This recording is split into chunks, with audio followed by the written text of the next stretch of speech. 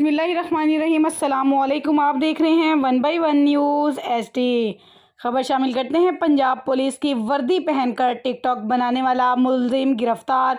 Police team जवानों ने थाना सिटी रावलपिंडी ताज कंपनी चौक से मुलजिम सुलेमान को गिरफ्तार कर लिया। तफसील के मुताबिक मुखबिर ने इत्तला दी कि एक नौजवान लड़का जो कि पुलिस की यूनिफॉर्म पहनकर टिकटॉक की वीडियो बनाता है, जो पंजाब पुलिस की बदनामी का सबब बनता है। पुलिस ने फौरी रीडिंग टीम तश्कील दी और बर वक्त कार्रवाई करते हुए ताज कंपनी चौक से मुलजिम को गिरफ्तार कर लिया। मुलजिम का मोबाइल चेक करने पर मुख्तलिफ लड़कियों के साथ पंजाब पुलिस की वर्दी पहनकर महकमा पुलिस का मुलाजिम जाहिर करता है और लड़कियों के साथ अपनी वीडियो बनाकर सोशल मीडिया पर डाल देता है। पुलिस की तफ्तीश पर मुलजिम सुलेमान के कब्जे से पुलिस का यूनिफॉर्म, विमान नेम प्लेट जो कि वर्दी पर चिपसा थी, बरामद कर ली।